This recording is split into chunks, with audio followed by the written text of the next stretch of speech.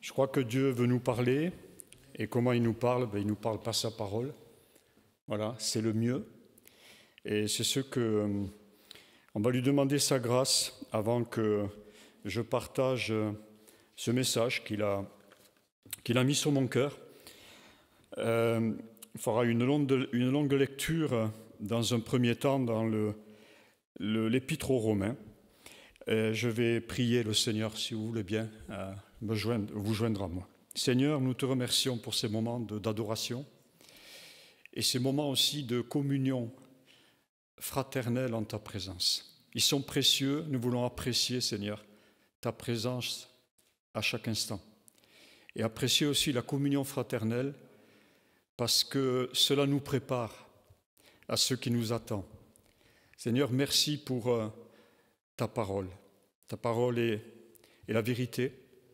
Ta parole, elle nous prépare aussi à rester, j'allais dire, alignés sur toi, à mieux te connaître, à faire ta volonté et aussi, Seigneur, toujours à te glorifier. Donc merci de nous faire la grâce de nous éclairer par ta parole et ton esprit, de manière à ce que cette parole accomplisse ce que tu as prévu qu'elle accomplisse en nous, un amour plus grand encore, Seigneur, à ta seule gloire, un amour pour toi et un amour aussi pour notre prochain, quel qu'il soit. Et c'est dans le nom de Jésus que je te demande cette grâce. Amen.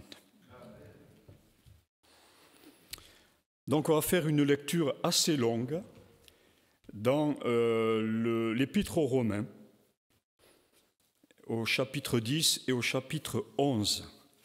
Je suis obligé de faire cette longue lecture pour que on comprenne mieux et on rentre mieux dans la pensée de Dieu à propos de ce message et de cette interpellation de Dieu qu'il veut nous faire ce matin. Donc au chapitre 10 de l'Épître aux Romains, pour ceux qui suivent la parole, j'imagine qu'elle est déjà affichée. Au verset 4, on peut lire « Christ est la fin de la loi pour la justification de tous ceux qui croient ». Et puis on saute au verset 11, « Quiconque croit en lui ne sera point confus. Il n'y a aucune différence, en effet, entre le juif et le grec, puisqu'ils ont tous un même Seigneur qui est riche pour tous ceux qui l'invoquent, car quiconque invoquera le nom du Seigneur sera sauvé. » Amen. Et puis on saute au verset 16. « Tous n'ont pas obéi à la bonne nouvelle.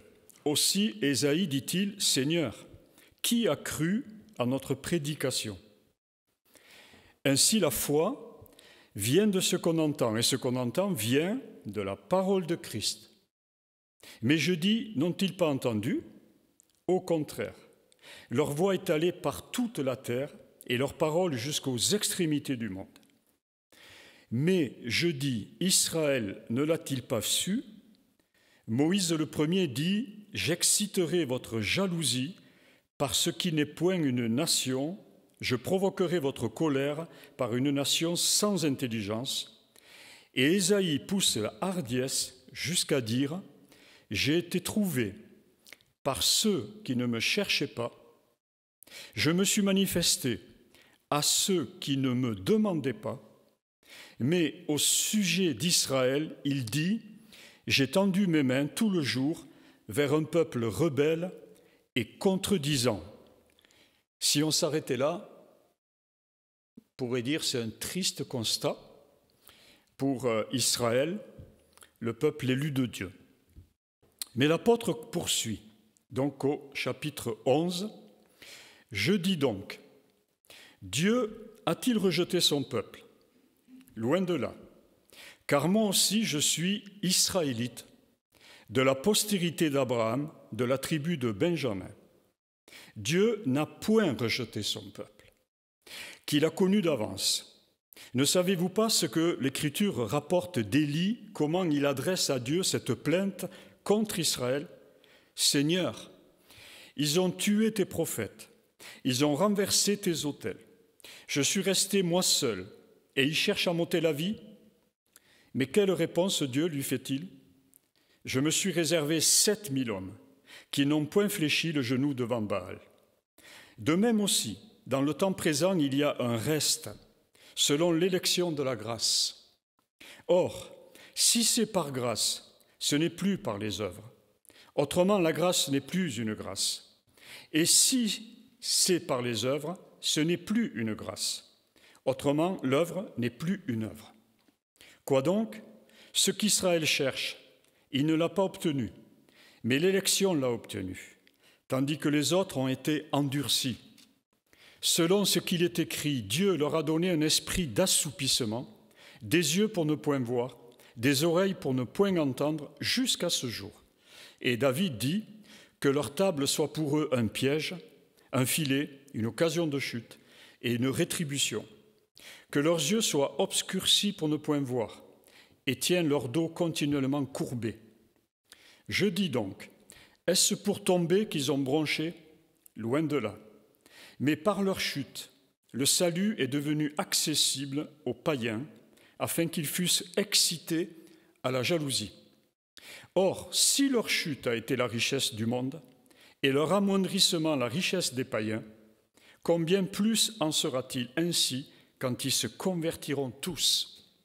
Je vous le dis à vous, païens, en tant qu'apôtre des païens, je glorifie mon ministère, afin, s'il est possible, d'exciter la jalousie de ceux de ma race et d'en sauver quelques-uns.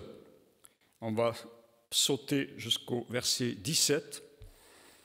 Vous avez remarqué peut-être qu'à 3 reprises, il est question d'exciter la jalousie. Verset 17, on reprend le souffle. Mais si quelques-uns des branches ont été retranchés, et si toi, qui étais un olivier sauvage, tu as été hanté à leur place et rendu participant de la racine et de la graisse de l'olivier, ne te glorifie pas aux dépens de ces branches.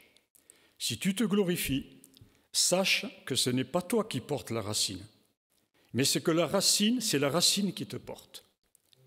Tu diras donc, les branches ont été retranchées afin que moi je fusse hanté. Cela est vrai, elles ont été retranchées pour cause d'incrédulité. Et toi, tu subsistes par la foi. Ne t'abandonne pas à l'orgueil, mais crains. Car si Dieu n'a pas épargné les branches naturelles, il ne t'épargnera pas non plus. Considère donc la bonté et la sévérité de Dieu. Sévérité envers ceux qui sont tombés et bonté de Dieu envers toi, si tu demeures ferme dans cette bonté, autrement tu seras aussi retranché. Eux, de même, s'ils ne persistent pas dans l'incrédulité, ils seront hantés, car Dieu est puissant pour les hanter de nouveau. Si toi, tu as été coupé de l'olivier naturellement sauvage et hanté contrairement à ta nature sur l'olivier franc, à plus forte raison, eux seront-ils hantés selon leur nature et sur leur propre olivier. Amen. On va s'arrêter là pour la lecture. Ce qui m'a arrêté à vous apporter ce message ce matin, c'est le verset 22. J'ai été interpellé par ce verset qui nous dit, qui nous interpelle, puisqu'il s'adresse à nous les païens. Considère donc la bonté et la sévérité de Dieu, sévérité envers ceux qui sont tombés et bonté de Dieu envers toi si tu demeures ferme dans cette bonté. L'apôtre Paul se présente comme israélite, et c'est ce qu'il était.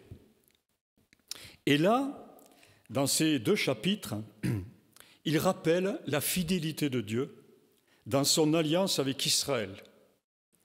Et puis, il nous interpelle, il interpelle les non-juifs, c'est nous, les gentils, pas gentils parce qu'on est des gentils, parce qu'on est gentils de caractère, les gentils, les païens, et il nous interpelle à considérer la bonté de Dieu exprimée à leur égard, afin de mieux comprendre l'alliance d'amour avec Israël dans un premier temps, puis dans un deuxième temps avec toute l'humanité, dans le but de former un seul peuple saint, une seule Église, une seule épouse et un seul temple spirituel. Paul nous informe et nous avertit en même temps, je trouve que c'est un message complet, en disant que Dieu attend de nous, chrétiens, nés de nouveau, sauvés par grâce, comme on l'a chanté, comme on l'a prié, et comme on a raison de se rappeler qu'on est vraiment sauvés par grâce, que nous aimions, et il nous avertit que nous sommes appelés à aimer le peuple juif en tant que peuple élu de Dieu, et que nous le traitions avec bonté et humilité. Que nous soyons pas, que nous ne nous prenions pas, j'allais dire, pour ceux que nous ne sommes pas. Il nous dit aussi de ne pas nous vanter ou nous glorifier aux dépens de son peuple élu, de la première alliance. Parce que Dieu ne revient pas sur son alliance. Il a choisi ce peuple à un moment donné de l'histoire, et c'est son peuple jusqu'au bout de l'histoire humaine. Alors, on va s'arrêter ce matin sur 3 arguments que Paul met en avant et qui peuvent nous aider, je le crois, à bien considérer la bonté de Dieu à notre égard, à titre personnel, chacun pour nous.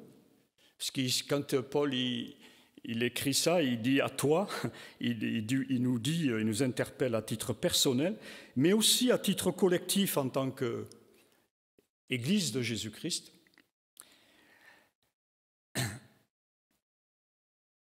Voilà, donc on va s'arrêter sur 3 arguments que Paul développe ici, sur lesquels on va dire il se base pour nous interpeller. Le premier, c'est que nous sommes greffés sur l'olivier franc, à la place des branches retranchées. Vous me suivez? Donc il y a des branches qui ont été retranchées de cet olivier-là pour cause d'incrédulité. Mais la racine reste sainte. On va revenir sur le verset 16 et jusqu'à 20. Il nous dit, si les prémices sont saintes, la masse l'est aussi, et si la racine est sainte, les branches le sont aussi. Mais si quelques-unes des branches ont été retranchées, et si toi qui étais un olivier sauvage, tu as été hanté à leur place, et rendu participant de la racine et de la graisse de l'olivier, ne te glorifie pas aux dépens de ces branches. Si tu te glorifies, sache que ce n'est pas toi qui portes la racine, mais c'est la racine qui te porte. Tu diras donc, les branches ont été retranchées afin que moi je fusse hanté. Cela est vrai. Elles ont été retranchées pour cause d'incrédulité, et toi tu subsistes par la foi. Ne t'abandonne pas à l'orgueil, mais crains. Nous sommes donc un greffon. En hébreu, netzir, d'où vient le mot nazaréen. Nous sommes un rejeton. C'est pour ça que je disais tout à l'heure, ne nous prenons pas pour ceux que nous ne sommes pas.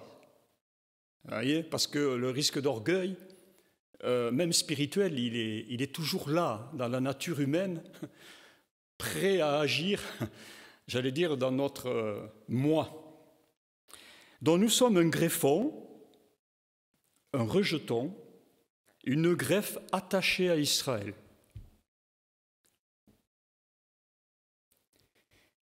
Et nous sommes appelés à rester accrochés à l'arbre initial et à ses racines, au risque d'être retranchés à notre tour. Et ça m'a renvoyé au livre de Ruth, donc dans l'Ancien Testament.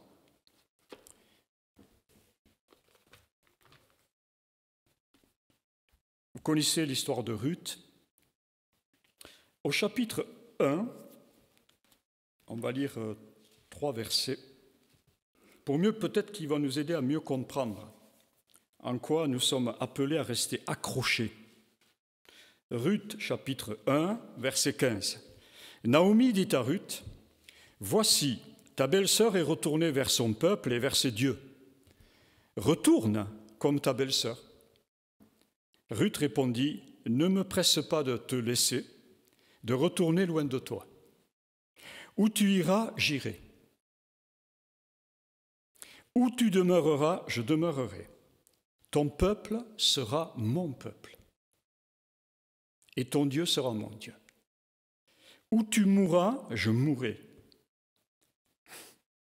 Et j'y serai enterré. Que l'Éternel me traite dans toute sa rigueur, si autre chose que la mort vient à me séparer de toi. » C'est fort. C'est fort. Je crois que Ruth a véritablement été poussée par Dieu à s'attacher à sa belle-mère, mais au-delà de sa belle-mère, à s'attacher au peuple de Dieu. Et c'est ce, je crois, que Dieu veut aussi nous communiquer, c'est qu'on doit avoir un attachement spirituel, j'allais dire presque affectif aussi, au peuple que Dieu s'est choisi et qui finalement, de par son incrédulité, nous a permis de rentrer et d'être aujourd'hui, de rentrer dans la présence de Dieu jusque dans l'éternité et d'être aujourd'hui, nous aussi, ce peuple élu de l'Alliance nouvelle. Le deuxième argument, c'est que nous sommes appelés à bénir Israël, parce que nous avons reçu l'amour de Dieu alors que nous étions encore pécheurs. Dieu attend de nous que nous agissions de la même manière envers son peuple, qu'on bénisse, mais une bénédiction, j'allais dire, inspirée par lui, révélée par lui, que du fond de notre cœur, j'allais dire de temps en temps et peut-être de plus en plus, on bénisse ce peuple d'Israël. Je ne vais pas m'arrêter aujourd'hui sur ce qu'ils sont en train de vivre. Il y aurait tellement de choses à dire. C'est un peuple qui souffre et qui va encore souffrir beaucoup parce que la tribulation les attend. On sait qu'on est dans un moment de l'histoire où ce peuple va être cerné de toutes parts par ce qu'on appelle la communauté internationale. D'ailleurs, c'est en train de se mettre en place de manière forte. Et ils vont vivre une oppression très très forte, une hostilité qui va grandir jour après jour dans les mentalités du monde entier. Voilà, donc on sait que ce peuple souffre et va souffrir.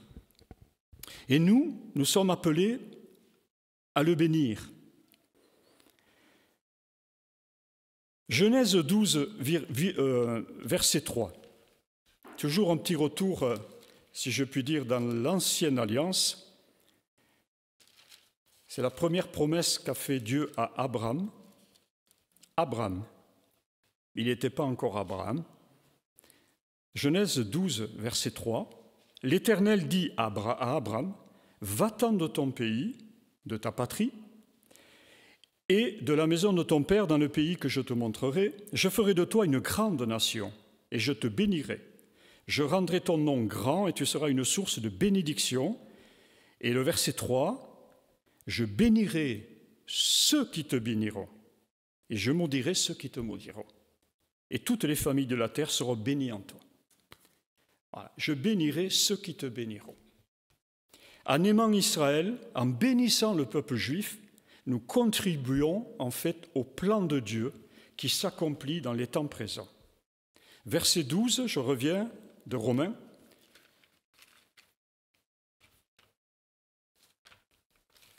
J'ai perdu. On va y revenir. Verset 12 du chapitre 11 dans Romains.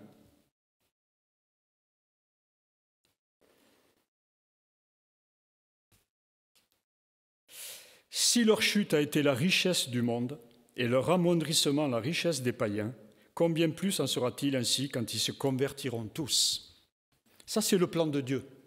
Dieu a prévu à un moment donné que les Juifs le reconnaîtront le Messie qu'ils attendent comme étant celui qui est déjà venu et qui les sauvera. C'est le plan de Dieu. Ce plan de Dieu s'accomplira. Et le troisième argument que Paul développe, c'est que nous sommes appelés à exciter la jalousie de ce peuple élu jusqu'à ce qu'il soit sauvé. On va s'arrêter assez longuement sur ce troisième argument. Paul nous fait comprendre que nous avons une dette envers le peuple juif. Car tout ce que nous possédons vient d'Israël, dont notre salut qui a été acquis par Jésus-Christ à la croix. Or, Jésus-Christ, dans l'Évangile selon Matthieu, est présenté comme fils de David et fils d'Abraham, et aussi comme le Messie, celui qui, selon les promesses de l'Ancien Testament, vient sauver Israël. Et quand vous lisez, par exemple, le Ésaïe 49, vous comprenez bien que, oui, nous sommes la part de Jacob. Il y a eu un chant tout à l'heure où, d'ailleurs, notre frère s'est arrêté là-dessus. Oui, nous sommes la part de Jacob. Paul, en tant qu'apôtre des païens, Paul est israélite, mais Paul a été appelé pour aller apporter le message de la bonne nouvelle aux païens. Il précise que le salut est devenu accessible aux païens par la chute du peuple élu, afin qu'ils soient rendus jaloux et qu'ils se convertissent. Et nous sommes appelés, de par nos prières, nos témoignages, à les exciter à la jalousie de l'amour de Dieu, du Seigneur, jusqu'à ce qu'ils se convertissent. Alors, je ne sais pas si autour de vous, vous connaissez des personnes qui sont juives ou d'origine juive. Moi, ça m'arrive d'en rencontrer en prison, mais pas seulement. Et à chaque fois que j'en rencontre, ou qu'on me dit, même, je pense à un gars, par exemple, qui me dit, voilà, c'est ma maman qui est juive, mais à chaque fois, je suis interpellé, je m'arrête un peu précisément pour discuter avec eux, sur cette origine juive, et puis voir un peu où ils en sont au niveau de leur recherche de Dieu et de leur besoin d'avoir cette révélation que Jésus-Christ est leur sauveur. Et alors ça m'interpelle au tel point que bien souvent je prie tout de suite. J'ai ce réflexe-là de prier pour eux et je les porte sur mon cœur parce que je sais que je ne peux pas passer à côté. Voilà, c'est comme si Dieu me mettait ce fardeau dans mon cœur. Rappelle-toi d'où tu viens, rappelle-toi qui ils sont, rappelle-toi que je les aime, que je les ai élus.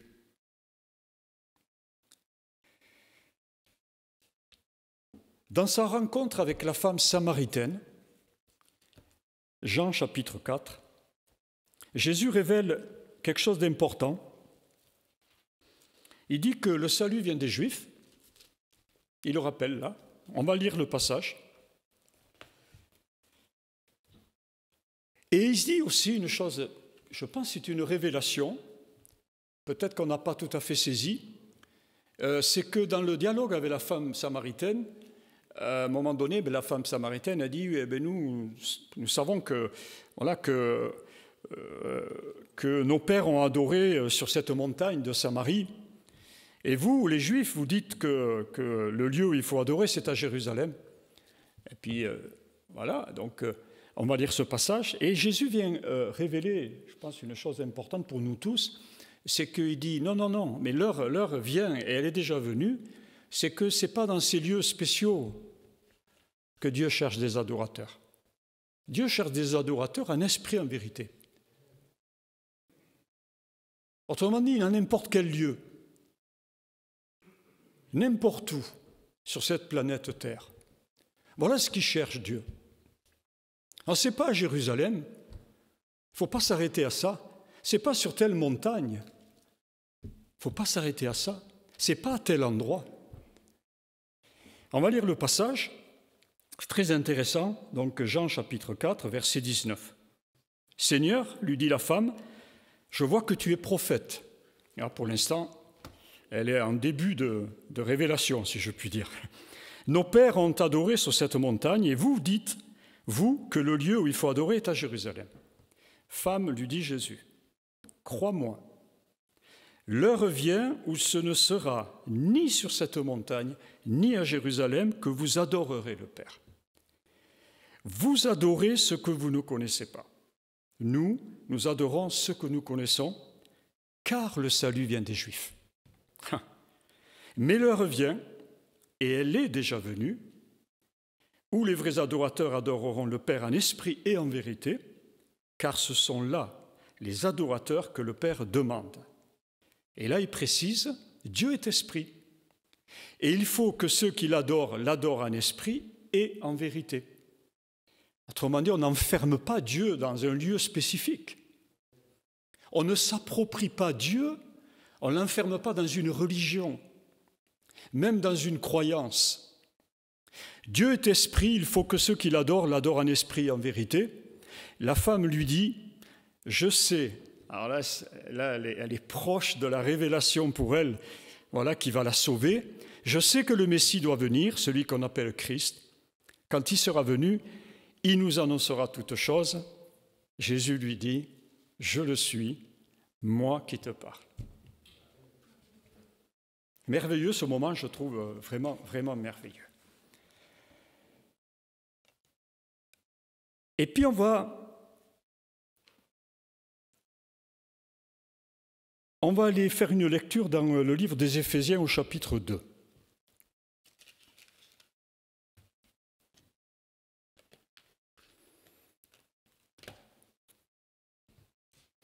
Où l'apôtre Paul, le même apôtre Paul, affirme que c'est par grâce que nous sommes sauvés, par le moyen de la foi en Christ. Et il dit que cela ne vient pas de nous, c'est le don de Dieu. On n'a aucune raison de se glorifier. Aucune.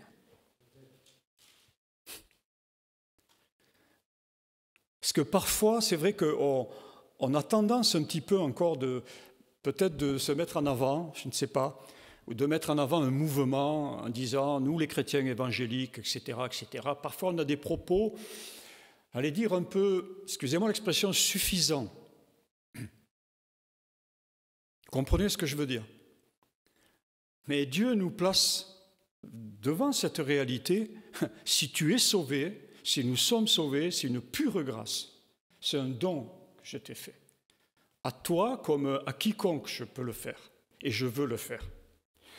Donc, l'apôtre Paul dit que ça ne vient pas de nous, c'est un don de Dieu.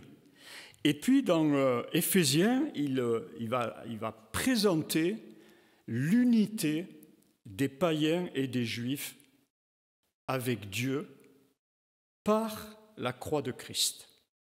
C'est un passage très très fort dans Éphésiens 2, verset 11, à partir du verset 11. Mais il faudrait lire l'ensemble. Mais on va peut-être lire en introduction le premier verset du chapitre 2. Vous étiez morts par vos offenses et par vos péchés. Là, ça nous fait un rappel d'où on vient.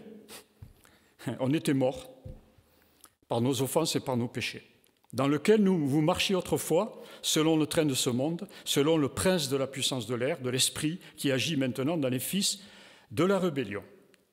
Et puis, verset 4, il nous dit « Dieu qui est riche en miséricorde à cause du grand amour dont il nous a aimés, nous qui étions morts par nos offenses, nous a rendus à la vie avec Christ. C'est par grâce que vous êtes sauvés. Et il nous a ressuscités ensemble. Et il nous a fait asseoir ensemble dans les lieux célestes en Jésus-Christ. Cet ensemble est très fort. C'est l'unité. C'est un collectif. C'est une véritable communauté. Et au verset 11, « C'est pourquoi, vous, autrefois, païens dans la chair, appelés incirconcis par ceux qu'on appelle circoncis, et qui le sont en la chair par la main de l'homme. Souvenez-vous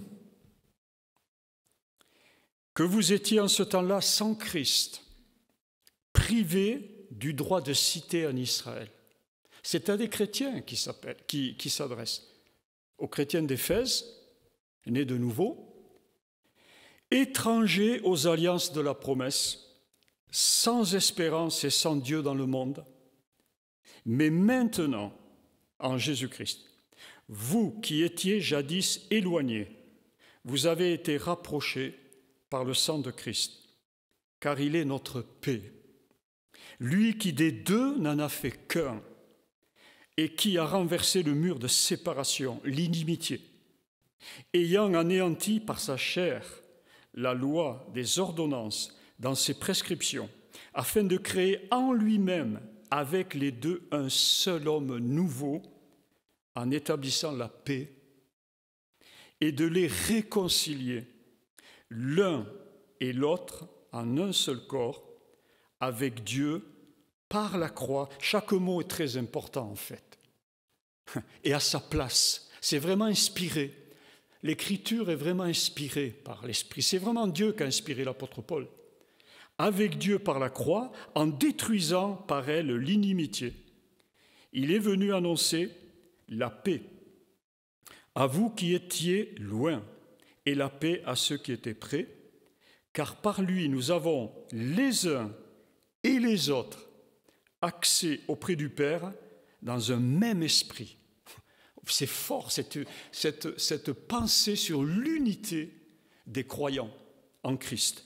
Ainsi donc, vous n'êtes plus des étrangers, ni des gens du dehors, on l'était. On l'était, on a été réconciliés, adoptés. Mais vous êtes concitoyens des saints, gens de la maison de Dieu. Vous avez été édifiés sur le fondement des apôtres et des prophètes.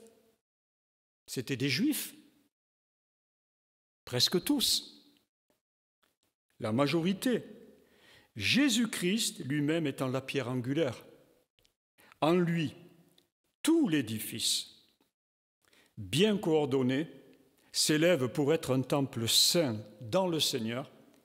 En lui, vous êtes aussi édifiés pour être une habitation de Dieu en esprit. Et dans la Bible que j'ai, version Louis II, là, il y a un titre à ce passage, « Les païens et les juifs unis ensemble avec Dieu par la croix de Christ ». J'ai rajouté dans mes notes, et j'en viens à la conclusion, et la conclusion, ce sera la parole de Dieu qui la fera. J'ai rajouté, la croix nous oblige à aimer, à bénir, à faire preuve de bonté à l'égard du peuple élu de Dieu. En tout cas, c'est la pensée qui m'est venue.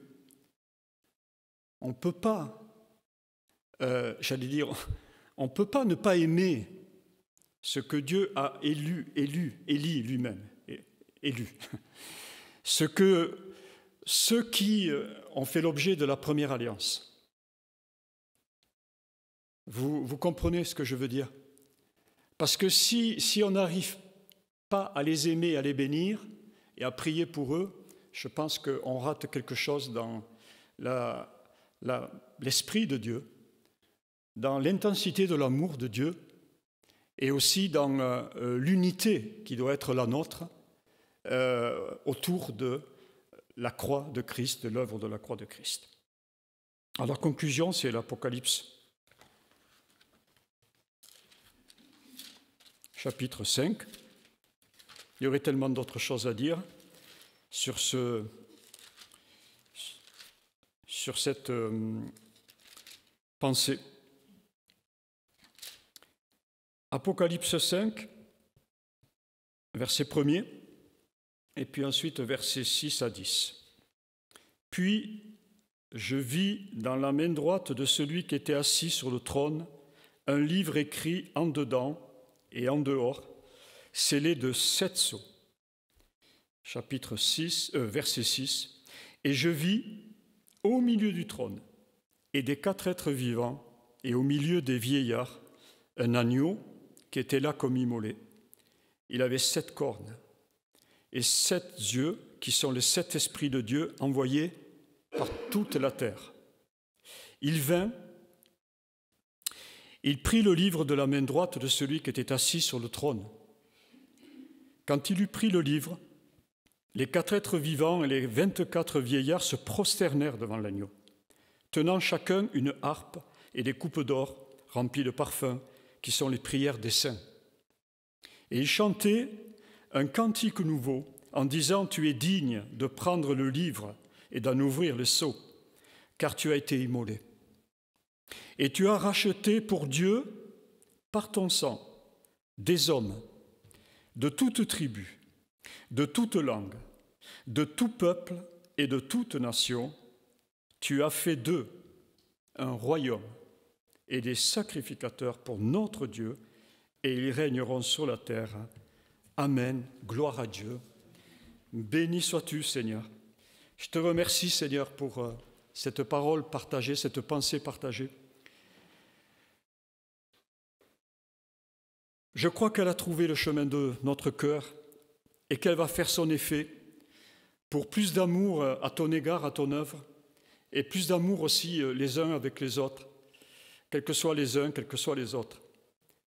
Tous ceux, toutes celles qui sont appelés à être un seul peuple uni en toi, une seule nation sainte, un seul temple spirituel, une seule église, une seule épouse. Merci pour l'unité, Seigneur. Cela ne peut venir que de toi, parce que par nous-mêmes, nous en sommes incapables. Mais Seigneur, par ton amour, Seigneur, tu fais des miracles. Et tu fais que, avec toutes nos différences, avec toutes les divisions que parfois l'on peut faire même sans le vouloir, Seigneur, tu nous réconcilies, tu nous rassembles. Tu ne fais de nous qu'un seul corps, un corps d'adorateurs, un corps de sacrificateurs, qui est appelé à t'adorer en esprit, en vérité. Merci, Seigneur, pour ton amour qui fait des miracles dans chacune de nos vies et dans le corps qui t'appartient, dans l'Église de Jésus-Christ. Et merci, Seigneur, pour l'amour que tu nous communiques ce matin à l'égard de ton peuple, de ceux et de celles qui ne sont pas encore rentrés véritablement dans le salut, mais que tu mets sur notre route ou que tu mettras dans nos pensées pour qu'on les porte dans la prière, qu'on leur témoigne quand l'occasion se présente, que c'est bien toi le Messie, que c'est bien toi qui es venu pour chacun d'entre nous et pour eux aussi, pour nous sauver, nous pardonner, nous réconcilier au siècle des siècles. À toi la gloire, Seigneur, à toi l'honneur, à toi la louange, Seigneur, par Jésus-Christ. Amen.